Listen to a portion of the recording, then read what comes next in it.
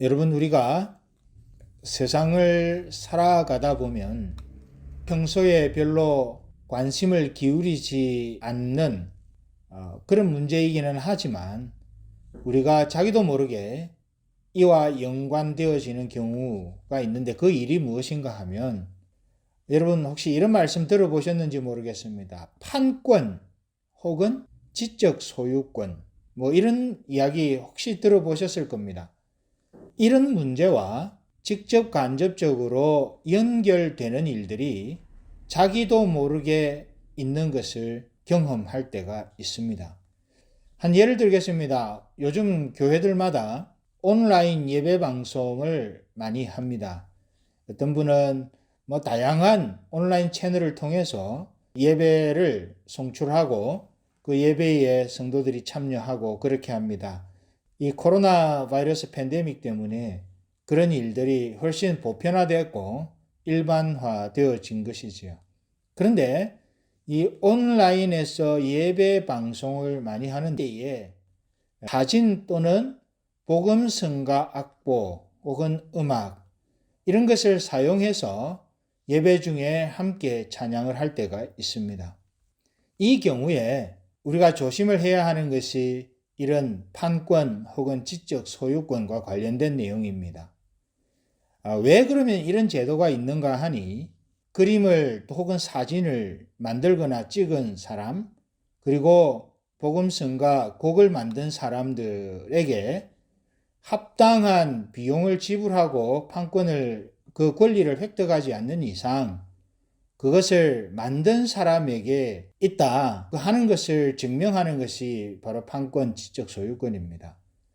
또 이런 제도가 있는 중요한 이유는 만드느라고 수고한 사람들의 노력에 대한 대가를 사람들이 함부로 가져가지 못하도록 하기 위해서 그런 제도적으로 그런 것도 있고요. 또 한편으로는 허락이 없이도 사용하다 보면 내용이 살짝 바뀔 때가 있습니다. 그래서 만든 사람도 모르게 그런 내용들이 바뀌는 일들을 사전에 방지하기 위해서 이런 제도를 법률적으로 마련해 두고 있는 것이죠. 그런데요, 우리가 창세기를 보면 창세기 전체의 주제 중에 하나가 무엇인지를 우리는 알 수가 있는데 그 창세기에서 하나님이 말씀하시고자 하는 요지 중에 하나가 만물에 대한 소유권을 하나님께 있다는 것을 말하기 위해서 창세기가 기록되었다라는 그런 관점으로 우리가 창세기를 이해할 수도 있습니다. 특별히 창세기 1장 1절을 보면 태초에 하나님이 천지를 창조하시니라. 이 말은 만물에 대한 주권, 만물에 대한 소유권이 누구에게 있는가 하는 것을 명시하는 구절입니다. 그래서 태초부터 만물의 소유권, 만물의 주권이 하나님께 있다는 것을 선언하는 그 표현이 창세기 1장 1절이라고 할 수 있습니다. 만약에 그렇다면 피조물된 이 땅의 만물들이 취해야 할 마땅한 태도가 무엇입니까? 피조물들의 삶에서 중요하고 기본적인 태도라고 할 수 있는 것은 하나님의 소유권, 다시 말하면 하나님의 주권을 인정하는 태도를 갖는 것이 마땅하다는 것입니다. 그래서 하나님 보시기에 좋았던 그 질서대로 사는 것을 말하는 것이죠. 모든 삶의 문제가 직접적으로 다 여기에 연관되어 있을 수는 없을 것입니다. 그러나 하나님의 백성들은 하나님의 주권이라고 하는 큰 우산 속에 그 큰 우산, 큰 개념을 가지고 하나님은 살아계시면서 땅 만물에 대한 소유권과 주권을 가지고 계신다 하는 그 큰 그림의 생각을 가지고 우리의 일상의 삶 가운데서 이루어지는 모든 것을 행할 수 있어야 한다는 것입니다. 그것이 사람을 포함한 모든 피조물의 마땅한 애리튜드입니다. 산과 들과 모든 식물과 동물 무엇이든지 또 사람도 무슨 일을 어떤 방식으로 어떤 자리에서 어떻게 행하든지 잊지 말아야 할 한 가지는 이 땅 모든 만물의 주권이 하나님께 있다라고 하는 것입니다. 물론 인생들이 현실적으로 자기 결정을 따라서 자기의 일을 할 수 있습니다. 우리가 살다 보면 어떤 결정을 내려야 할 순간에 자기가 결정하잖아요. 또 자기가 경험을 따라서 또 어떤 계획을 따라서 어떤 결정을 하고 어떤 행동, 방향을 세워갑니다. 그렇게 자기의 결정을 따라서 자기의 일을 할 수 있습니다. 그럼에도 불구하고 하나님의 주권을 인정한다는 것은 무엇일까요? 그 목적이 하나님의 영광을 위한 것이어야 한다 하는 것입니다. 왜냐하면 모든 것의 소유권이 하나님께 있기 때문입니다. 하나님께서 언제 영광을 받으시는가 하면 그 소유권이 하나님께 있다는 것, 그것이 인정되어질 때에 하나님은 영광을 받으시는 것입니다. 창세기 4장에 나오는 가인의 후예들의 모습을 보면 문화적으로 대단히 발전되어져 가는 모습을 볼 수 있습니다. 그런데 그 문제가 무엇인가 하면 이들이 만물의 소유권, 그들의 문화적인 열매의 소유권이 하나님께 있다는 사실을 잊어버렸습니다. 그걸 인정하지 않았습니다. 그래서 이 가인의 후예들의 결국이 하나님 앞에서 그 소위가 선치 못한 것으로 결론이 지어졌습니다. 여러분, 창세기 6장을 보면 홍수 이전의 사람의 모습을 한 가지로 표현을 합니다. 죄악이 관영했다는 것이죠. 그 죄악이 관영함의 특징을 거기에 명시해서 표현해 두고 있지는 않지만 노아의 모습과 비교해 볼 때에 하나님의 주권을 인정치 않았던 노아 가족 외의 다른 인생들의 삶의 결론이 죄악으로 만들어졌다는 것이죠. 창세기 11장에 나오는 바벨탑 사건을 보면 좀 더 이 점은 분명해집니다. 바벨탑을 만드는 사람들의 목적이 무엇입니까? 이 바벨탑을 하늘에 닿게 해서 누구의 이름을 내자고요? 우리의 이름을 내자. 그리고 지면에 우리가 흩어짐을 면하자. 목적이 자기에게 있었습니다. 모든 만물의 소유권이 하나님께 있다. 하나님의 주권을 인정하며 그 하나님의 주권과 인도하심과 그 뜻을 따르는 그런 행위를 하기보다는 목적 자체를 우리 이름을 내자 하는 것이 그 근본에 있었습니다.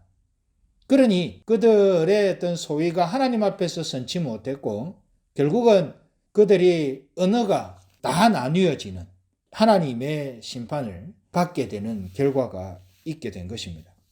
하나님을 인정하지 않았고 하나님의 주권을 인정하지 않았던 인생들이 그 외에도 많이 있습니다만은 대표적인 모습들이 그런 것들이라고 할 수 있습니다. 창세기 4장, 6장, 11장에 나오는 그들의 모습이 바로 그런 것이죠. 오늘 본문이 들어있는 요한계시록은 이제 마지막 때에 되어질 이야기들에 대한 내용입니다. 요한계시록은 이와 같이 하나님의 주권을 인정하지 않는 죄악으로 가득한 이 땅을 하나님이 어떻게 다루시는지, 물론 창세기 6장에도 창세기 11장에도 또 그 외에 그 뒤에 이스라엘의 역사 속에서도 하나님의 주권을 인정하지 않는 사람을 하나님이 어떻게 다루셨는지 보여주셨습니다. 특별히 이스라엘의 역사를 통해서.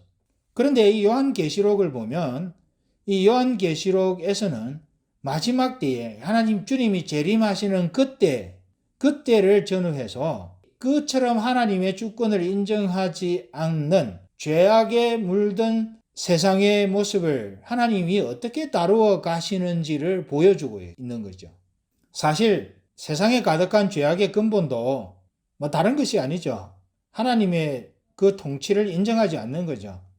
요즘 우리 주변에서 일어나고 있는 여러 가지 사건들도 보면 하나님의 주권을 인정하지 않는 거죠. 하나님께서 보시기에 좋았더라 라고 하는 그때의 질서대로 행하지 않습니다. 여러분, 여러 가지 현상들 있을 수 있습니다. 그것을 가만히 살펴보면 바로 그런 것이죠. 하나님이 기뻐하시는 질서의 모양대로 살지 않습니다. 우리가 여러 가지 신문에 보도되고 언론에 또 온라인에 인터넷에 보도되는 내용들이 우리의 마음을 아프게 하는 이유가 바로 그런 것이지 않습니까? 다 사람 중심인 거죠. 하나님께서 무엇을 원하시는지, 만물의 주인 되신 그분이 원하는 방향이 무엇인지보다 우리가 우리 마음을 기쁘게 하기 위해서, 우리가 원하는 것을 더 익사이팅하게 해내기 위해서 이들은 그렇게 움직여가는데 그것이 결국은 하나님을 반역하는 결과를 낳는 것을 우리 주변의 여러 가지 현상 속에서 우리는 보고 있지 않습니까? 그렇게 세상의 죄악이라고 하는 것은 법률적인 죄악도 있겠지만 결국은 하나님의 주권, 하나님의 소유권을 인정하지 않는 사람의 교만한 태도에서부터 비롯된다라고 하는 것을 우리는 알아야 할 필요가 있습니다. 사도행전 12장 23절을 여러분 나중에 한번 보시기를 바랍니다. 그 당시의 유대의 왕이었던 헤롯 왕의 이야기가 나옵니다. 헤롯 왕이 죽은 사건이 나오는데요. 헤롯 왕이 왜 죽었는가 하면 벌레가 먹어서 죽었답니다. 이유는 뭔가 하면 이 헤롯 왕이 하나님께 영광을 돌리지 않음으로 말미암아 충이 먹어서 죽습니다. 이런 것을 보면 이러한 죄악 때 하나님의 주권을 수용하지 않는, 하나님의 주권을 인정하지 않는, 만물에 대한 하나님의 소유권을 인정하지 않고 하나님보다 사람 중심으로, 사람의 원함 중심으로 그렇게 자기를 기쁘게 하기 위해서 살아가려고 하는 그 모든 이 세상의 흐름에 대한 하나님의 한 가지 태도는 심판이었습니다. 그런데 이런 심판이 시행되는 과정에서 하나님이 어떻게 그것을 행하시는지, 또 그와 관련되어져 있는 하나님의 중요한 태도 하나를 오늘 말씀에서 우리에게 보여주는 거예요. 오늘 말씀을 보면 우리가 먼저 한 가지 알 수 있는 것은 처음에는 뭡니까? 하나님께서 인생의 그런 죄악을 심판하신다. 조금 전에 말씀드린 것처럼 그렇습니다. 그런데 그 대상이 누군가 하는 거예요. 그 대상이 주를 거역하는 백성들이다. 주를 거역하는 백성들, 하나님의 통치권을 인정하지 않는 백성들이지 진심으로 주를 섬기는 백성들이 아니라고 하는 사실입니다. 그렇게 해서 마지막 때의 징조가 어떻고 저떻고 요즘 이야기가 많지 않습니까? 특별히 코로나 바이러스 팬데믹과 관련해서 일어나는 주변의 여러 가지 사건들을 보고 이제 이 마지막 때가 주님 오실 때가 더 되었다라고 우리가 막 생각하고 그것 생각하면서 사람들이 두려움에 떠는 경우가 많습니다. 그러나 우리가 한 가지 분명한 것은 하나님은 심판의 그때가 오더라도 하나님은 그 심판의 그 주된 대상이 누군가 하면 하나님을 거역하는 백성들이지 하나님을 진심으로 섬기고 하나님의 통치권 아래 들어와 있고 하나님의 주권을 인정하고 그 소유권을 인정하는 사람들에게 그 심판이 베풀어지는 것이 아니라고 하는 점을 우리는 오늘 본문 말씀을 통해서 분명히 알 수 있습니다. 3절 같이 보겠습니다. 가로되 우리가 우리 하나님의 종들의 임하에, 하나님의 종들이란 말은 하나님의 백성들이라는 말입니다. 하나님의 종들의 임하에 인치기까지 땅이나 바다나 나무나 해하지 말라 하더라. 하나님의 사람들이 다 구별될 때까지 심판을 연기해달라는 이야기입니다. 이것은 결국 죄악으로 인해서 가득한 이 땅에 살아가지만 그 죄악 때문에 세상이 하나님의 심판 아래 놓이게 되겠지만 주의 백성으로서의 신앙과 정죄를 지키면서 힘써 살아가는 백성에게 주님은 보호의 은혜를 베풀어 주신다는 겁니다. 여러분, 소돔 사건 기억하시지 않습니까? 소돔에서 하나님께서 왜 그렇게 딜을 하셨겠습니까? 의인 10명이 있으면 내가 이 땅을 심판하지 않겠다. 왜 그랬겠습니까? 하나님은 심판하려고 하는 의도를 갖고 있었던 것이 아니라 그 땅에 있는 하나님의 백성들, 그리고 그 백성들로 말미암아서 하나님의 주권 아래로 나오는 백성들을 구별해내고자 하는 그 하나님의 의도가 있으셨습니다. 그래서 하나님의 뜻을 변하시기까지 의인 숫자를 점점점 줄여서라도 어쨌든 하나님께서 그것을 들으시고 뜻을 바꾸시게 된 것은 바로 그런 이유 때문이라고 성경을 통해서 우리는 알 수 있는 것이죠. 어찌되었든지 간에 하나님은 그 죄악의 그 상황, 하나님의 주권을 인정하지 않는 상황, 자기중심적인 모든 인생과 만물의 그런 경향에 대해서는 심판하시지만 그런 와중에서도 하나님께서는 당신의 신실한 백성들을 외면하지 않으시고 그 가운데서도 지키시고 눈동자처럼 보호하신다는 것을 오늘 말씀이 우리에게, 특별히 이 3절 말씀이 우리에게 보여주는 것입니다. 그렇기 때문에 우리에게 중요한 것은 무엇일까요? 정말 우리가 마음이 어렵고 힘든 상황을 만날 수 있습니다. 세상을 볼 때 마음이 불편해지는 상황을 만날 수 있습니다. 어떻게 세상에 우리 예수님의 십자가의 은혜, 또 하나님의 구속의 은혜를 모르고 저렇게 방장하게 행할 수 있을까? 그래서 세상의 형편을 보면, 우리 안 믿는 세상의 사람들의 모습을 보면, 또 그 되어가는 문화적인 환경을 보면 마음이 편치 않아지는 것이 정상적이죠. 그런데 우리가 그런 상황에 날이 갈수록 더 자주 처하게 될지도 모르겠습니다. 그런 상황을 우리가 살아가게 될 것이 혹 예견이 되는데, 그렇게 살아가는 저와 여러분들에게 있어서 그러면 중요한 것이 무엇일까요? 중요한 것은 어떤 일을 잘 하느냐 하는 것도 중요하지만 훨씬 더 기본적으로 중요한 것이 있습니다. 그것은 지금까지 우리가 계속해서 이 시간 이야기하고 있는 것처럼 하나님의 백성으로서의 분명한 정체성과 그 삶의 향기를 가지고 살아가는 겁니다. 요한계시록 7장 3절에서 뭐라고 이야기를 한다고 우리 살펴보았습니까? 죄악 때문에 세상을 심판하시지만 하나님께서는 그 일로 인해 하나님의 신실한 백성들이 손해보도록, 하나님의 신실한 백성들이 도매급으로 넘어가도록 하지 않으신다는 거죠. 그러면 우리에게 중요한 것은 우리가 생각하기에 잘 사는 것이 중요한 것이 아니라 하나님의 백성답게 사는 거죠. 하나님의 백성답게 그 삶의 향기를 가지고 살아가는, 그래서 하나님이 보실 때에 정말 귀하고 아름다운 백성이라고 인정해 주시도록 우리의 삶의 걸음을 옮겨가는 거지요. 개인적인 삶에서도 이거는 마찬가지이고 가정에서도 이것은 마찬가지입니다. 개인적인 삶에서도 가정에 대한 하나님의 소유권이 분명히 인정되어야 합니다. 그 점은 교회에서도 마찬가지입니다. 하나님의 소유권이 반드시 인정되어야 합니다. 모든 사회 활동 중에서도 우리가 가는 곳, 우리의 손길이 닿는 곳, 우리의 발걸음이 닿는 곳에서는 만물의 주인 되신 하나님의 주권이 적어도 우리가 있는 곳에서는 그것이 인정되어야 한다는 것입니다. 그 외에도 우리가 살아가는 동안 연결되어 있는 모든 영역에서 그것이 인정되어져야 한다는 것이죠. 그래서 결국에 하나님이 보실 때에도 그것이 인정되어질 수 있도록, 그게 지금 우리에게 중요하다는 것이죠. 분명히 하나님 말씀하셨습니다. 하나님의 종들의 이마에 인이 쳐질 때까지 심판을 유보해달라. 그래서 인마전 자 14만 4천 명이 산술적으로 14만 4천 명이 아니라 그 완전한 하나님의 숫자, 그 14만 4천 명의 완전한 하나님의 백성들, 하나님의 사람들이 이마에 인이 쳐질 때까지 심판을 유보해 주십사. 그것이 간청의 내용인 것이죠.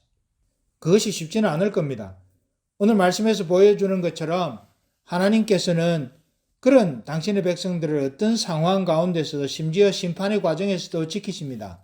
이것은 오늘날과 같은 위기 상황 가운데서 우리가 어떤 태도를 취해야 할지 보여주는 것이라고도 할 수 있습니다. 그런데요, 문제가 있습니다. 그게 뭔가 하면 세상이 그렇게 만만하지 않다는 거예요. 앞서 여러 번 말씀드린 것처럼 세상은 우리가 하나님의 백성답게 그 삶의 향기를 가지고 하나님의 소유권을 인정하면서 살아가도록 가만 내버려 두지 않습니다. 하나님의 정체성을 가지고 살아가는 일을 쉽게 되도록 상황을 만들어 놓지 않습니다. 옛날에는 옛날대로, 또 지금은 지금대로 항상 그래 왔습니다. 그렇기 때문에 우리가 분명히 아셔야 합니다. 어떤 분들은 우리 미국 땅을 그렇게 생각합니다. 미국은 성경적인 믿음의 기초 위에 시작된 나라이기 때문에 미국에 있으면 우리가 신앙생활이 더 하나님 앞에서 쉽게 이루어질 수 있을 것이라고 생각하는 거죠. 그런데 여기서 정작 오래 살아오신 분들은 늘 우리가 말은 잘 안 해도 느낄 겁니다. 이 나라가 성경적인 신앙의 바탕 위에 시작이 되었지만은 살아보면 살아볼수록 성경적인 그 믿음의 가치를 가지고 살아가는 일이 쉽지 않다는 것을 우리는 알고 있습니다. 상황이 나빠서, 상황이 좋아서 우리 삶의 믿음의 가치대로 살아가는 것이 쉽다 어렵다 말하기가 어렵습니다. 세상은 늘 그리스도인들에게 믿음의 가치대로 살아가는 일이 쉽지 않은 환경을 늘 제공해 왔습니다. 예를 들어 바울이 고린도후서 11장 28절에서 말하는 것을 굳이 언급하지 않더라도 그런 비슷한 종류의 어려움을 우리 개인적인 삶에서나 사회적인 모든 활동 가운데 우리는 겪을 수 있습니다. 고린도후서 11장 23절부터 27절까지를 제가 한번 읽어드리겠습니다. 바울이 지금 하고 있는 이야기입니다. 저희가 그리스도의 일꾼이냐 정신없는 말을 하거니와 나도 그러하도다. 지금 바울이 당신이 하나님의 사도가 맞느냐라고 자꾸 의문을 제기하니까 바울이 지금 그거에 대해서 반박하면서 설명하고 있는 내용입니다.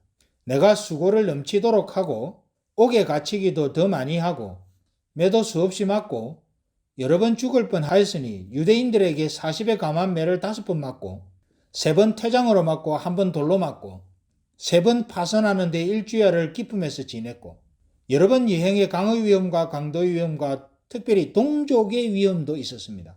동족의 위험과 이방인의 위험과 시내의 위험과 광야의 위험과 바다의 위험과 거짓 형제 중의 위험을 당하고 또 수고하며 애쓰고 여러 번 자지 못하고 줄이며 목마르고 여러 번 굶고 춥고 헐벗었노라. 꼭 이렇지는 않지만 정말로 세상에서 하나님의 주권을 따라서 그분의 주권을 성실하게 인정하며 삶의 걸음을 옮겨가고자 하는 사람은 꼭 이렇지는 않아도 이와 유사한 종류의 많은 어려움을 겪게 되는 것이 어쩌면 일반적이라고 할 수 있습니다. 그런데 하나님께서는 그렇게 하나님의 백성으로 살아가는 당신의 백성의 그 어려움을 그냥 지나치지 않겠다고 말씀하십니다. 오늘 본문 15절부터 17절까지를 제가 또 읽어드리겠습니다. 그러므로 그들이 하나님의 보좌 앞에 있고 또 그의 성전에서 밤낮 하나님을 섬김에 보좌에 앉으시니가 그들 위에 장막을 치시리니 16절부터가 중요합니다. 저희가 다시 줄이지도 아니하며 목마르지도 아니하고 해나 아무 뜨거운 기운에 상하지 아니할지니 지금 이 16절의 이 말씀이 고린도후서 11장 23절부터 27절까지 있는 이 바울이 이야기했던 그 내용을 완전히 반대로 하는 이야기입니다. 이 세상에서는 하나님의 말씀대로 하나님의 그 뜻대로 하나님의 주권을 인정하면서 하나님의 그 소명대로 살아가려고 할 때에 바울이 겪었던 것하고 꼭 그대로 일치하지는 않지만 그런 종류의 그런 핍박과 어려운 상황들이 있습니다.